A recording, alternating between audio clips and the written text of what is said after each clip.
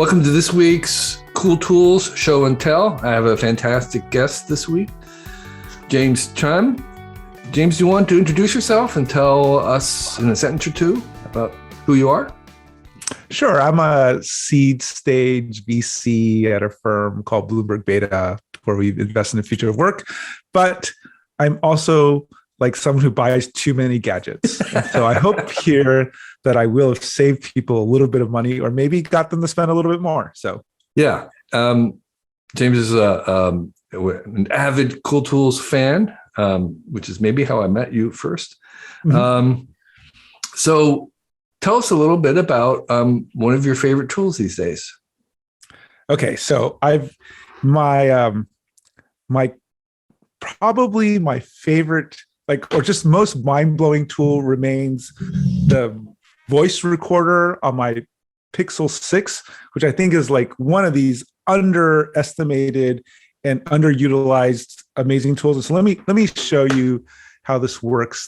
Okay, so you can see this is a stock voice recorder on a Pixel 6, which is the newer Google Android device, and it's a normal transcription, so it's a normal voice recorder. But what's interesting about it is that if you turn on the transcription feature, you should be able to see that it kind of understands what I'm saying so quickly that it almost feels like it's reading my mind. And I can talk extraordinarily fast and it'll still do a pretty good job, which is always surprising to me.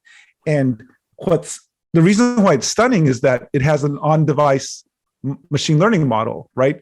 And so it's much faster than the normal ones that you see. So right now, it's both recording the audio and transcribing the audio in real time. That's right. And so,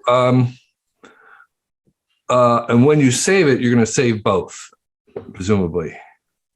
Well, what I actually end up doing is I walk around and I sort of record myself various things, or I will respond to emails with it.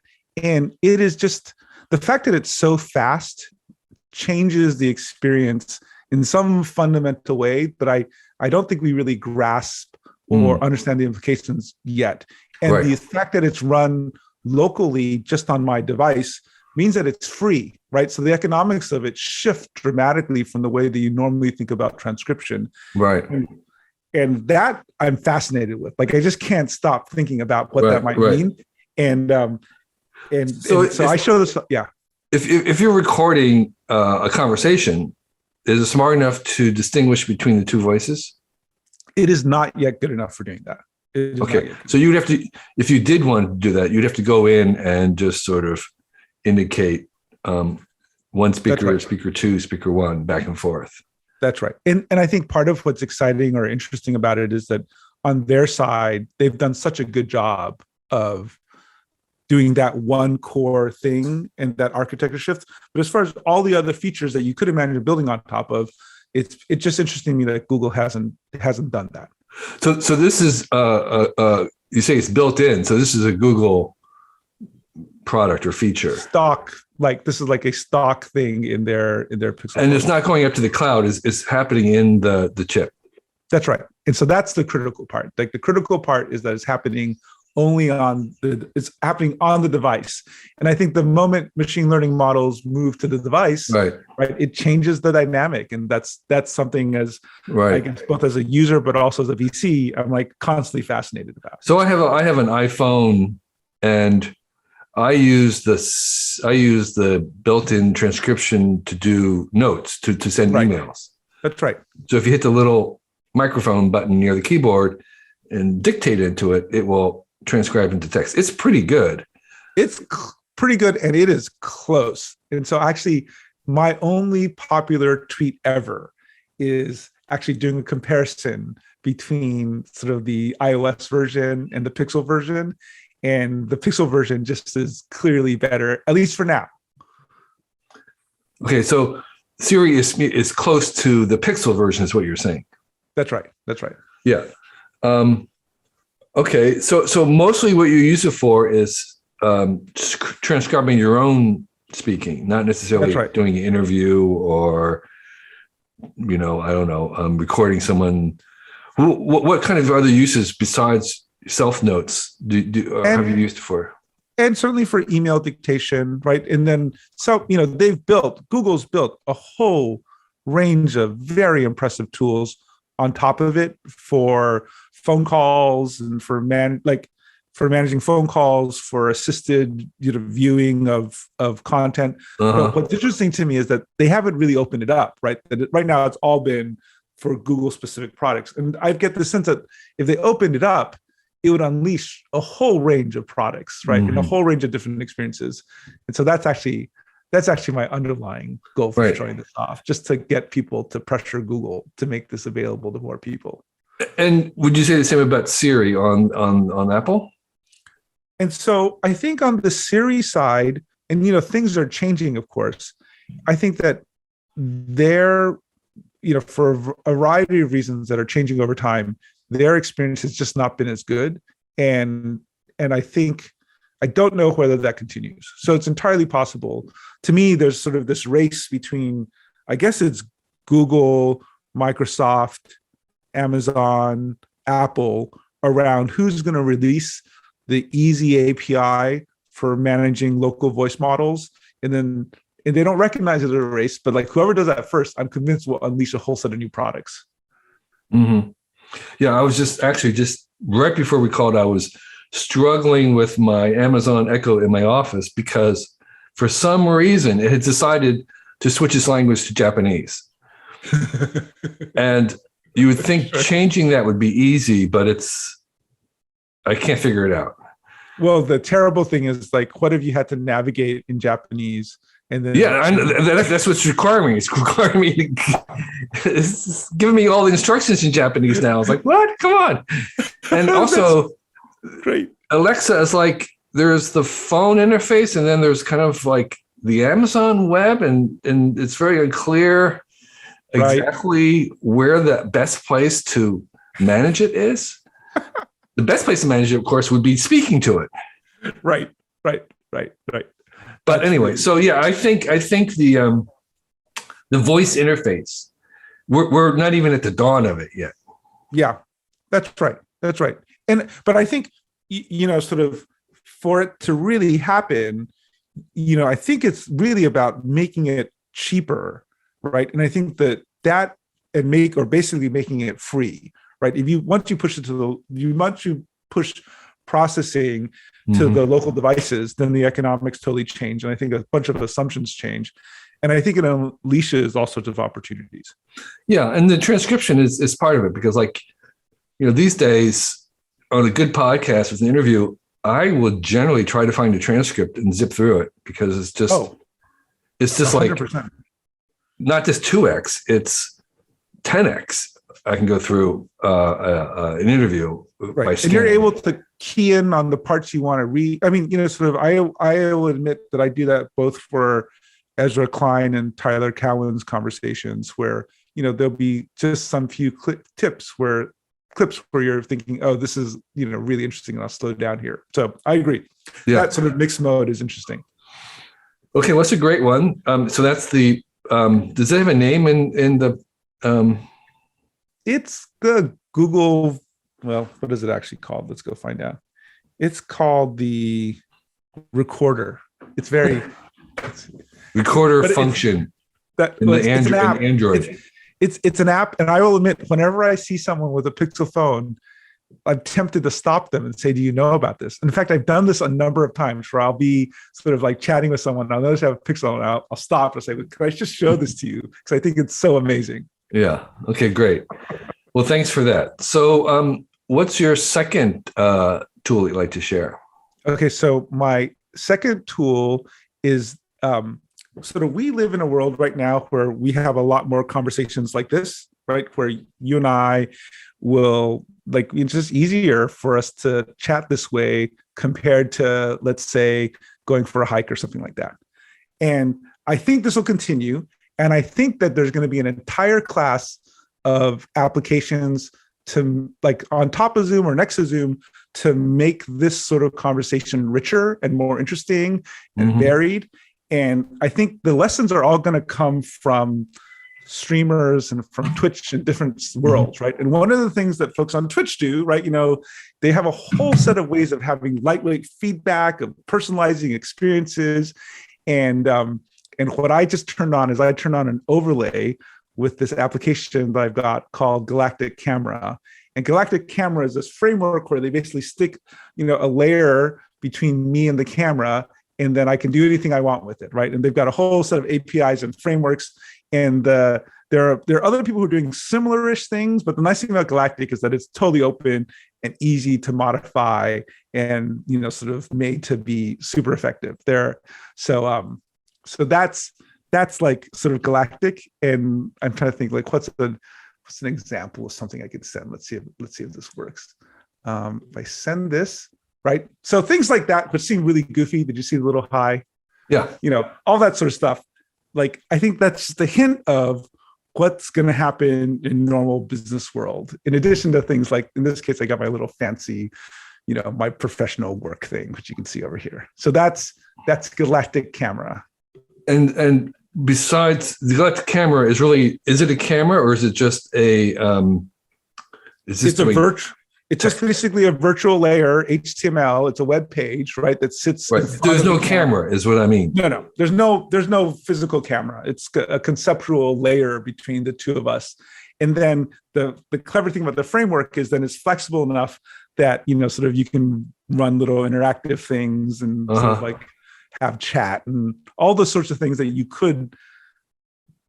could make these sort of experiences just a little faster and more interactive and rich and customized. Yeah, I think so. Here's the web page. That's right. It looks like it's just and is it web browser based? It is no. The framework that's used where you can inject things is just web based, right? But then you have to download an application that runs on your computer that sits between you and the camera. Okay. All right. So for those who are listening, what was happening was in the Zoom call, in the screen, James could add a background, a border, some text, a name badge, a greeting, emoji, I suppose. All kinds of things that would sort of enable you to animate it in a certain level rather than just take the straight feed. I mean, and sort of one of the original applications was similar to if you were on, I don't know, on Instagram or something like that, and you get people to react to you by pressing hearts, right? Yeah. Sort of like basically they simulated that where they'd give you a URL, you as the audience could sort of respond by offering. Right. So this is part of kind of the streaming world in some ways. That's right. Where everything's going live and you want to be able to do things in real time. Right. Rather than post or pre. And it feels like that whole world continues to shift probably faster than sort of than I would expect. And, certainly one of the things that's I think is going to last past the pandemic, right? That like sort of, there's going to be lots of interactions where it's just faster to do this and it can spread faster and connect with more. So one of the things that we can expect to see maybe future tools is a little bit what we're doing right now, which is we have multiple cameras, we have screen sharing, we have this sort of virtual control room where we are taking multiple feeds and trying to curate or manage or edit or produce the output stream. And I think that's going to become, I mean, there's already some apps like OSB and others, but that larger field of being able to create, or what's the word I want, kind of produce streams in real time is going to be a thing. That's right. And in fact, in some ways, I will admit that like that part has also, in mainstream business, that has moved slower than I thought it would. That if you asked me at the beginning of the pandemic, where would we be?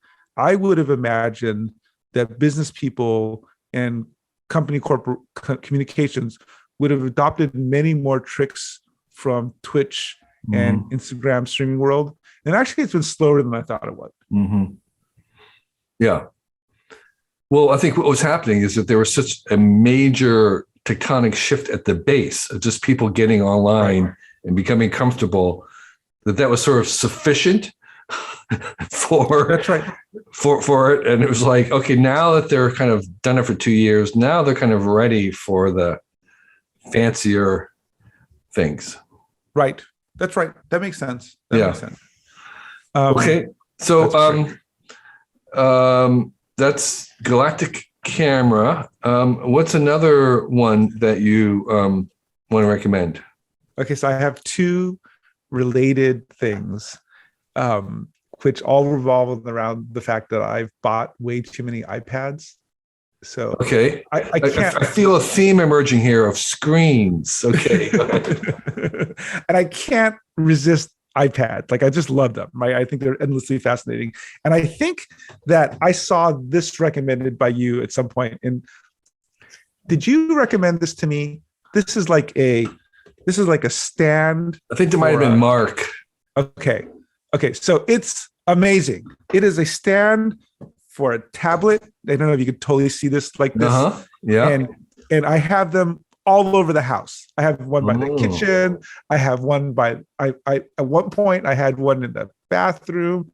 I had definitely sort of one by the fridge. Right. Where I'll sit, and then I could just place the device on the stand, and it's like basically changed my life. How does it change your life? What do you do with an upright pad in all these places? Mostly reading, right? So I will admit that I'm like an endless reader. I read endlessly. And so my ability then to sort of read with a screen and placing it somewhere, like, definitely sort of has improved my life. And then the other thing I do a lot of is I watch a lot of random YouTube. Yeah. So, at any one time, there's some critical new thing I need to learn about. Yeah. There are only 40 more videos that I need to watch in order to finally master some random thing. Right. And so, oh my gosh. So, okay, I just want to again pause for the people who are just listening and not seeing it. This is a little tiny plastic stand that's kind of like, I don't know, maybe 45-degree thing that's only a couple inches high, but it can hold a full-size iPad, I presume. That's right. Somewhat vertical, so that you can, and I imagine also hold a phone too, right? That's right. And sideways. Right. And so that enables you to kind of read everywhere without having to hold the pad. So that would suggest the kind of consuming mode of the iPad, right? Where it's a screen and you're watching it, and it's a portable screen bigger than your phone. Now, of course, I will admit that, so there are two things I admit. One is, I have a friend, like that mode of consuming with the screen right off to your side or whatever is one that I do a lot of. And I do have a friend who at one point built these arms that were connected. Like, you'd have a belt and you have an arm like a little stand connected to it. And then you'd be able to place your device right next to you, right outside your field of vision. So it's like a backpack. You're wearing kind of like a backpack, but it's holding it right off to the side, like 45 degrees off. Or just not in front of your face. You could adjust it, but that's right. But you could adjust it. And I was, I think he built it for, I think, for factories and warehouses, right. logistical things, and it was great. But I kind of wish that it was mainstreamed, and I will admit it looked a little goofy, but lots of things look goofy. And I was kind of wishing that we live in a world where we could all have these little stands attached to our bodies with these little phones. Well, and it could happen still. Here's the thing people don't appreciate. We're going to do that with glasses. That's what these AR glasses are about. They're about having that screen with you exactly where you want it at any time. That's right. Without having to have the whole apparatus. Okay. Having used some of these AR things is you can read as well or better than on the iPad and it's always there, and you can move it and have them disappear. And that's going to be a big use of these. Oh, 100%. And I'll admit that, like, sort of course, the nice thing about my lower tech version of the glasses is that they're available right now. They just look really, really goofy. Sure. And especially if things were voice driven, then you could certainly imagine people walking around all day, sort of, maybe not all day, but, right. people to. You certainly would be willing to put on a pair of glasses to watch something off the side as you were washing dishes or whatever. Yeah. Yeah. All sorts of ways. All sorts of ways to get my wife irritated with me. Yeah. So I can't let the remark about YouTube go away, because that's my hobby horse. Is that I spend, like you, probably unwarranted numbers of hours watching YouTube, and I make no apologies, because it is the best. It is just the best way to learn about anything these days. That's right. And I just think it's not really reckoned with how good it is, how important it is, how much people are actually using it and not talking about it. And maybe the reason why I'm talking about it now is like, okay, so my question is, what have you learned about doing it? What are some tips that you have sort of uncovered in terms of, let's say you are a YouTube power user. Yep. Do you have any YouTube power user tips? I have. Okay, well, I'll make two comments. So first of all, a friend of mine has a book coming out about YouTube, and I think it's called, and his name is Mark Bergen, Bergen. And the book is, I think, going to be called like, comment, subscribe, or something like that. I just saw that. I just saw it mentioned today. It's on Amazon for pre-order right now. Oh, perfect. So Mark is a great journalist, and it is like, everyone should read it, because I do think YouTube is low key. YouTube and Wikipedia are likely going to last. Like, people will write about YouTube and Wikipedia's influence hundreds of years from now in good ways. And so one of the things that I do is, you'll find online these very long streaming sessions from academics, right? Nowadays, because, thanks to the pandemic, unfortunately, I think a lot of academics realize when we do these big sessions, we have to record them so it's accessible. We'll stream them so it's accessible to other folks who couldn't travel to Boston or wherever. And they all have these automatically generated captions, right? That actually Google, again, does a pretty good job with these captions. Right. And now, there might be an easy way to export them, but I don't know what the easy way to export them are. It actually ends up being. So what I end up doing is, I have a little script where I will copy all the text from a YouTube page, right? Take out the one part where it's the captions, and then you have to do a little text fiddling so that you can make it into something slightly legible. And then I'll search through that to find the part of the thing I want to watch, right? And so I just did this for some MBER conversation, and so you can find. So in that case, that's the smartest people, or the people who are the deepest expert in some subject, will talk, and they'll just be on YouTube. Like in the old days, you'd have to get into grad school and hunt them down and be able to get in the room. And now you can always get in the room. And that to me is amazing. The other one, of course, is especially around math. There are so many amazing instructors who make their material available for free. And so my ability to understand like various concepts I wish I got while I was in college, it's just unprecedented. It's sort of stunning to me that we live in, on the one hand, in a world where everything is so terrible, education is so messed up in so many ways. And yet, if you were a passionate 15-year-old and really cared about whatever, you could find the best instructor in the world with one click. And you maybe have to watch an ad, but otherwise, that's it. It's stunning to me. So my two tips would be myself. First, get YouTube Premium. All right. Yeah. Get YouTube Premium. Don't see the ads. It's like it'll change your life if you spend any time on YouTube at all. Just get the Premium. Ads are gone forever. Secondly, advance the speed. You can play 1.5, 2x right. on YouTube. So it's a little gear down there. Just go there. If you're reading the captions, you can read it just as fast and faster. And so that's the second one. The third one is how you find the things. And so I actually rely a lot on the recommendations that are being thrown up. But do you have any tips on how do you find this math teacher that is great and fantastic and telling you about the thing that you want to know? Do you have any tips about that? I don't really get how to do good search on YouTube. I find search on YouTube really unreliable, and it actually leads me in bad directions, to be totally honest. Mm-hmm. And so I actually rely on Google for search, and I rely on Twitter for like. Well, I thought YouTube is Google. What do you mean? I mean, I go to google.com and then type. You go out. Look for. I go out. So I don't do it inside the YouTube environment. You don't think they're using the same search engine?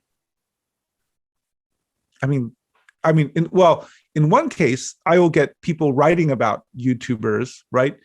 Then pointing me to interesting things. In the other case, I only get the videos, right? And so then having that context and lists of recommendations, all that you find on Google, and it's much easier to sort of sort through. I see. And then of course, now the other reality is that like, what's the name? Kottke, K-O-T-T-K-E. Yeah. So I don't know how many times he's taken me down some rat hole because I read something and then started watching a bunch of videos through him, right? So yeah, that works too.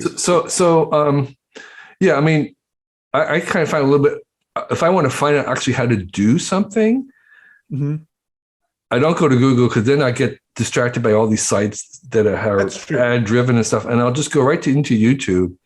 And I'll get a much faster access to showing me how to do something or fix something or whatever. Oh, I believe that. Yeah. So maybe it kind of depends on what you're actually looking for. That's right. That is a fair point.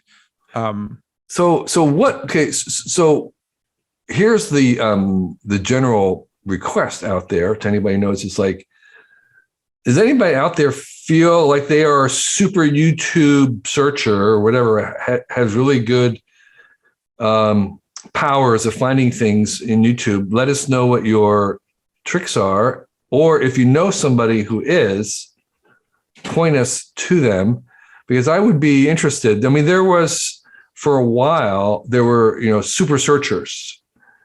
Information librarians who were trained to find things. And I use them all the time. Research librarians were amazing because you'd walk into the library in the old days and it's like, you have no idea how to find things and you needed someone to guide you. And I think we may be kind of at a similar point. Oh, that's interesting. Where there's so much out there that maybe this is a future occupation. Is, they're going to help you find it on YouTube or in the video world. Right. And, they kind of, their travels and they would use other tools, maybe there are better search engines. Maybe someone can actually, maybe YouTube search engine is different than the Google one. I don't know. Yeah. Yeah. No, that's a good point. So, did you have anything else do you want to share in terms of tools? So I'll just mention one last sort of thing that, sort of if you're on a Mac, what you should do, if you're on a Mac and you have a number of tablets like I do, you should upgrade to the latest version and you should turn on universal control. And whoa, say that one more time. If you're on a Mac and you have a bunch of tablets, you should turn on universal control. And so if you go to displays, in the systems, in displays. Displays. And you can click this little button, universal control. And it allows you then to basically remote control your iPad. And so I think, I'm trying to remember how Sidecar worked. The way that Sidecar worked was that I got to make my iPad into a display. Right. And the way that this works. And the way that this works is I can control my iPad with my laptop and my keyboard, and I'm just running my iPad. Oh, wait. So it's not acting like a second monitor screen, kind of like where you're kind of like extending it, where you Right. can kind of move a page across it. It's that you are using the cursor and the pen. Well, Trackpads. you're using the keyboard and the trackpad or the mouse, but then critically, so that you're able to go between them and so Right, that you right, can right. run your iPad. But critically, the other thing you can do is you can copy something from your Oh, Mac and paste it on your iPad, okay. right? And in some ways, the we have so much wasted compute today, but we live awash with all these random devices that aren't just being fully utilized. And so I sometimes I sometimes will have this problem where my laptop is slow because I have too many browser tabs open, but then my iPad is actually quite fast, right? And so then that ability to switch between devices or just take advantage of the 1, 2, 3 5 devices I have on my table right now. I kind Uh-huh. of feel like that's the future, right? That's the sort of personal distributed computing that Is that there a range? Is this going through Bluetooth? I have no idea what the magic is. It Well, what I only mean is works. if your iPad's in your bedroom and you're doing it and your computer is in the kitchen, does it? That's a good question. I've only done it with I've only done it with the iPad right next to me. So actually, I don't know how it works Uh-huh. in case of like actually literally remote devices. Right. But but it's called Universal Control, and it's in beta in the latest version of your Mac OS and iOS Uh-huh. and iPad or iPad OS or whatever it's Right, called. right, right. Yeah.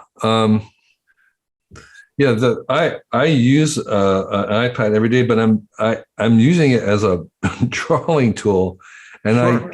keep realizing that I have no idea. I mean, I haven't even touched its capabilities for all these other things that it's actually another computer. It's Right. another device And that. right, and especially you have the newer iPads, right? Their processors are incredible, right? Yeah, And so it is amazing. yeah. There's a lot of things you could do with it that I haven't even touched on it. So this is another one using it as a would you call it not a second display, but as a how would you describe this? What does it do? I mean, I think basically it. So yeah, I don't know exactly. It's not a second. It's basically allowing me to. I mean, it's some sort of. There's something about how this is distributed computing, like the personal distributed computing, Uh-huh. but I don't have the right words for it, and that's why I think they call it. I think that's why they do a bad job of marketing it as well because they don't really know how to talk about it yet. Yeah, But yeah. the first time you copy something from your Mac, go over to the iPad and paste, it's kind of an amazing experience. So to use it, like if you were in, say you're in your Mac, Yep. you're going to copy something. Let's say you see a picture on the web, you copy it. How do you move it over to the iPad? You drag it Um, to, or does the iPad showing up as a in your dock? um, well, okay, let's see literally what happens. If I open notes on my iPad and then I'm gonna like find an image on my Mac, and I drag the image. Let's see what happens. Oh, look at this. I just dragged it across the screen over onto my iPad. I let go and it pasted in. So your iPad's showing up where? No, it's not showing up. I mean, literally, it's my iPad screen. I basically dragged from the corner off to the edge of going back to screens is I went off to the edge of the screen. I kept on moving and my cursor showed up on the iPad. And it is one of those sort of mind blowing. They didn't know which side of the screen your iPad Well, was I on? set that, in that case, I set that up. I told it that the iPad Oh, was in the right. okay. All right. That would be really nice if it knew in relation to where it was. Okay, well, that's fantastic. Thank you, James, for those. What do you want to share what are you working on? What are you excited these days? what do you want So, to talk about and share with yeah. others? So I'm a early stage VC, and then we've done a bunch of investing around machine learning. And I'm kind of convinced that we've thought about AI in I don't want to say in the wrong way, or the ethics of AI. I don't want to say that we're thinking about it in the wrong way, but rather we're thinking about it in incomplete ways, and that there's a bunch of work sort of in economics and the social sciences that are really applicable to some of the more interesting problems with AI. And so I've collected, and I think like there are ways, like I think our mental model of AI right now still remains as a brain. And that's probably the wrong way to think about it. The right mental model probably should be an organization or a bureaucracy. And we have a bunch of people who've studied a lot around how bureaucracies work and don't work, how they get fooled, how dynamic social systems work. And those are, of course, social scientists. And so I've collected a reading list. I've saved it all in this place, bit.ly/situated-AI. And I'm really curious to meet anyone who finds this interesting or has other things that I should read or that other people should read. Okay. So, all right. like the first three pieces that are my favorite pieces are, there's this guy, Cesar Hidalgo, who like basically did a moral census in which he interviewed people and figured out when they trusted machine learning models versus humans, more or less.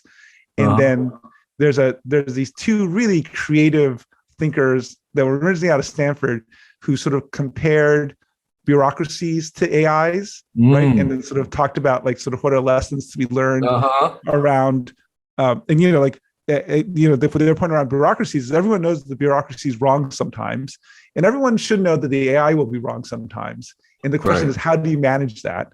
And then like the third one, just to give you a flavor, right, is seeing like a finite state machine, which is probably my favorite paper, which compares sort of the limits, like the ways that people cheat, and which thinks a little bit from an international relations point of view, but just a straightforward way about how people cheat and fool AIs.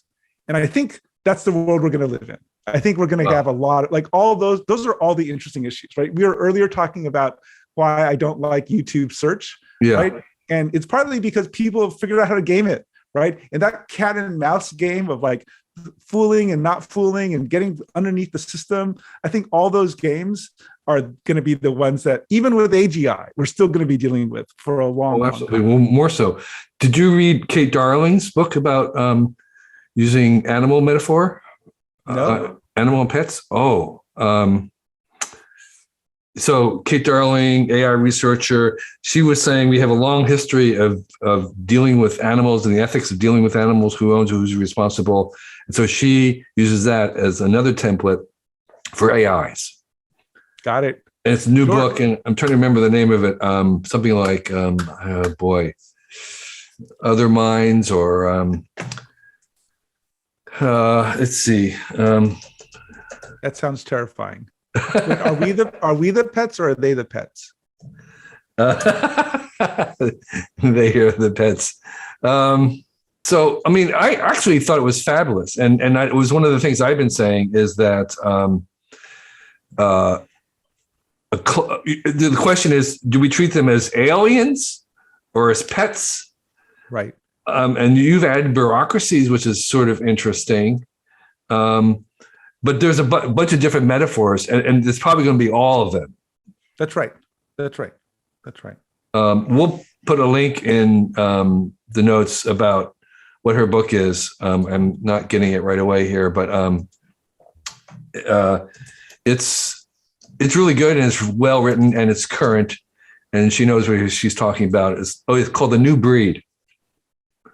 Okay, I'll go look it up. And it was this idea of breeding animals to be domesticated and whatnot. So The New Breed, and it's really there's a lot there, and I think you should add that to your list of possible metaphors for. And I'm going to add the book.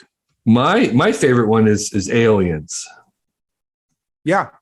Like all the different species of aliens. And some of them are going to be very dumb schmarten, meaning that's my word. Dumb schmarten is for where they're really geniuses in certain areas and complete idiots in the other.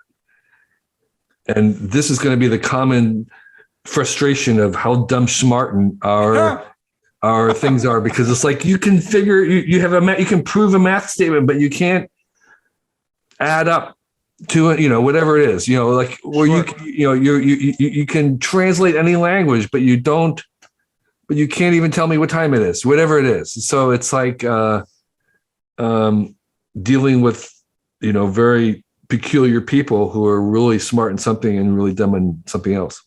Right. I mean, I think that those intuitions or figuring out the right metaphors, like I do think that'll be key, right? That'll be key for the next few decades. And the folks who come up with the wrong ones, whether they get hurt or missed out on opportunities. So I think that's right. Yeah, well, that's great. So we'll put a link to your reading list, and I don't know if people can comment. There will be a place to comment? It's a Google Doc that anyone can comment on, and I would love feedback and sort of good ideas and bad ideas. And I'm just trying to add to that list. Well, thanks again, James, for a really fantastic sharing of your cool tools. Really appreciate it. And for our listeners and watchers, I guess these days, this is one of the first transitional videos that we've moved from being a podcast audible only to trying to do something visually. So let us know how it's working out. And until next week, thanks for joining us. We're glad that you enjoyed this issue of the Cool Tools Show and Tell. Just want to remind you that we have some other coolish material on our YouTube channel here. Please subscribe, comment, like. In addition, this Cool Tools Show and Tell is also available in an Audible podcast form. You can subscribe to it wherever you subscribe to other podcasts if you just wanted to listen. And if you're listening, know that there is a visual version of this on our YouTube channel where we're actually showing the tools, and there's a little bit more of a visual component there. In addition, the same folks that put us, the Cool Tools website out, we also put out a free newsletter every week. It's very, very short. It's 1 page or less. We recommend 6 very brief items that are very succinct, easy to read. You can deal with it in a couple minutes. And every week we bring to you the 6 cool things that we have uncovered and want to share. And it's called Recommendo with 1 M, recommendo.com. You'll be able to find it there. It's free. Join 50,000 plus other subscribers every Sunday morning. You'll get it in your email box. And it's actually one of the most popular things that we produce. But we do produce other newsletters as well. One of them is called What's in Your Bag. We have one that goes out to tools and tips for your workshop. So you can get those at our website, and they're also free. And finally, I want to mention the fact that we do have a Patreon, and this podcast and this vidcast are supported by Patreon supporters. The minimum is $1 a month. And for that, you get an email to ask us anything. We'll respond and answer your question if we're able to. There are other higher levels. You can all see those at our Patreon page. And all those links are below right here. So thank you again for being a fan. And we'll keep producing stuff if you enjoy it. Thanks. Thank you all to this week's patrons, who include Jay Walker, Nikolai Teleguine, Charles Cowens, David Sue, Jack Unverfirth, Michael, Lawrence Lazare, David Abel, Edward Grobe, and Just Dosberg. Thank you all.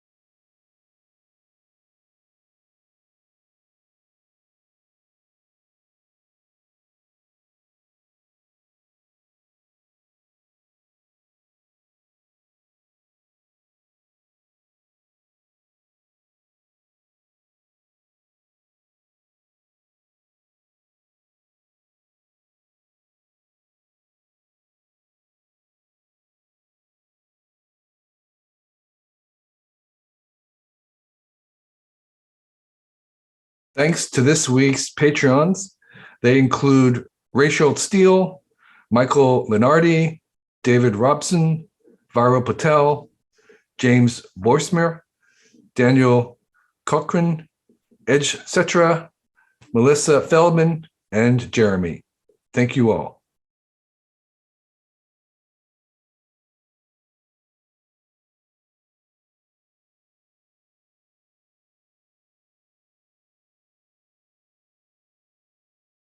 Thank you to this week's patrons, which include Sari Willis, Jamie Ehrman, Brian Brooks, David Rager, Allison Pescosolio, John Hobson, Alan Lawson, Bill Patrick, Chip Riggs, and John Paul Bosoli. Thank you all.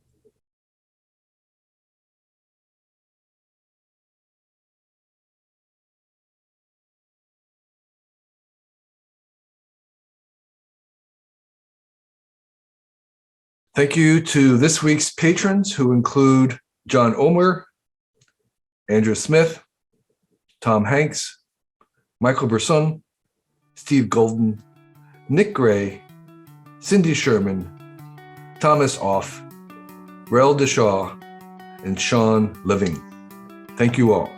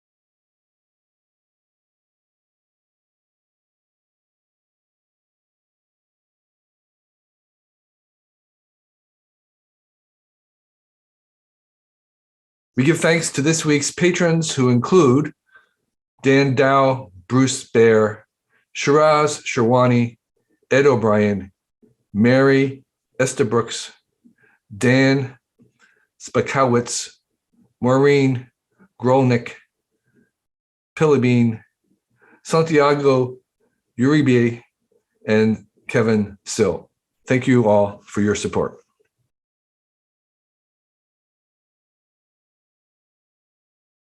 We want to thank this week's patrons, who include Bruce Allen Horn, Wayne Willis, Riga, Roland Wilkerson, Patrick Weir, Nate McCoy, David Pell, Randall Bundy, Stephen Kasapi, and Phil King.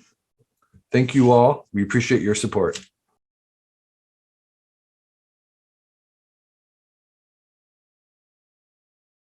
We give thanks to this week's patrons, who include Phil King, John Wood, Matthew Robbins, Spike Yakwa, Dave, Sean Hartley, David Long, Matt Gromis, David Bouquet, Les Howard, and Adam Bristol.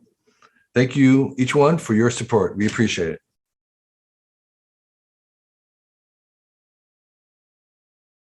We are thankful for all our patron supporters, and this week's supporters include Dave Rogolich, Mock Nerd, Mark Goebel, Stuart Brand, Paul Hosey, What Bear, Bill Schuler, Tom Markham, Ellen Lee, and Jim Spofford. We're really grateful for your support, and thank you, each one.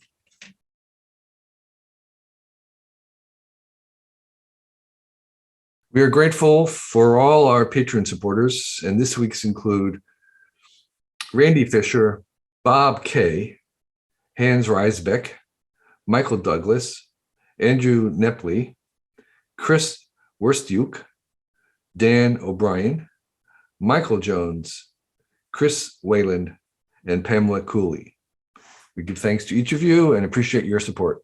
Thank you.